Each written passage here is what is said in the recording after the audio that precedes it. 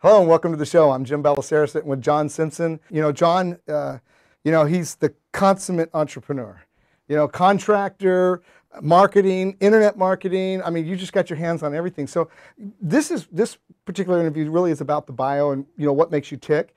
And, most people, they'll type their bio and everything, but most people, they don't like to read. They want to hear the heartbeat of the person that's telling about their story. So in just a couple minutes here, could you share a little bit about yourself? What makes you tick? Why are you such an outgoing entrepreneur? And probably it started from a young age. Yeah, really, Jim, my whole upbringing was based on hard work. In the beginning, it was about blue-collar hard work, come from a family of hard work and grew up on a small farming community in Western New York.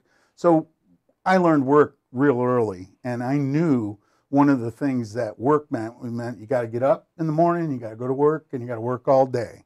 And so I've been blue collar most of my life, and I never realized till my midlife that I was an entrepreneur and I was an artist as well as a marketer and a salesperson. I never really put myself in that salesman mode, but there's nobody that sells my product like I sell my product. And so I realized really that you have to be a marketer, you have to be a salesperson, you have to, not only that, but you have to be the artist, you have to be the creator. And that's things that make me tick. So, so I think what I just picked up from you, besides what you said directly, you also said to me that when you believe in something, you're passionate about it. Is that true? Oh, my passion is deep.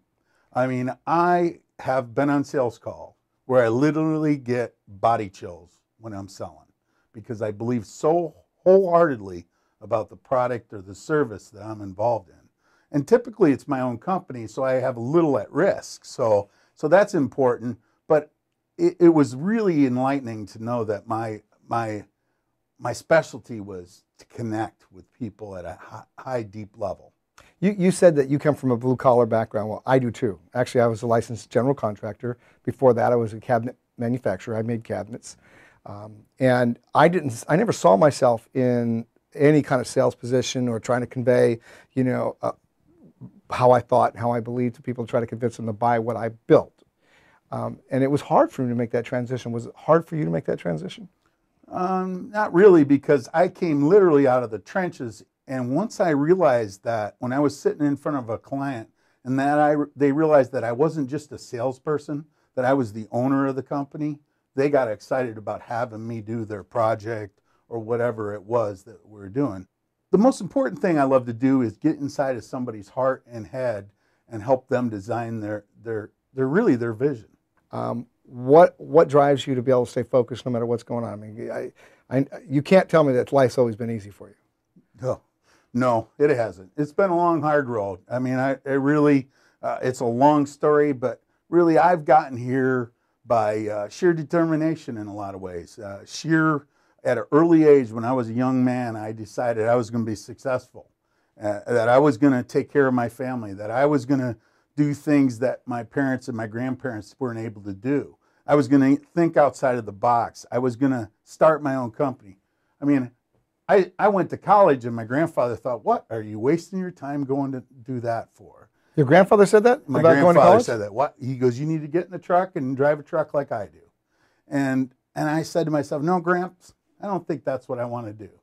So I went to college. I started to see what the world was about. So, and my whole thing is I didn't want to be part of corporate America, and I didn't want to have to work for somebody. I wanted to be able to control my own destiny.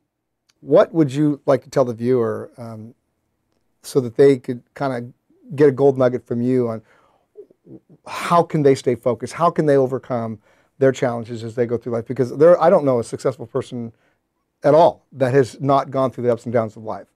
And we all have a gold nugget that we've hung on to. What's yours? You got to look past the fire. There's always going to be a bump in the road. There's always going to be a fire. You got to learn to look through that fire into the other side and see the green pastures that are there. And if you look at what's just in front of you, you're shortchanging yourself. And then the other thing is, I think you really have to be a student of really success and what success means.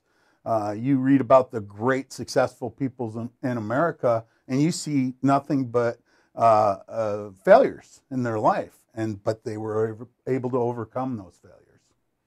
You know, you hit home when you said that, even with me, you know, because I've had my ups and downs too. John, I want to thank you for taking the time to be a part of the show today, and you know, it's always a pleasure. Very good.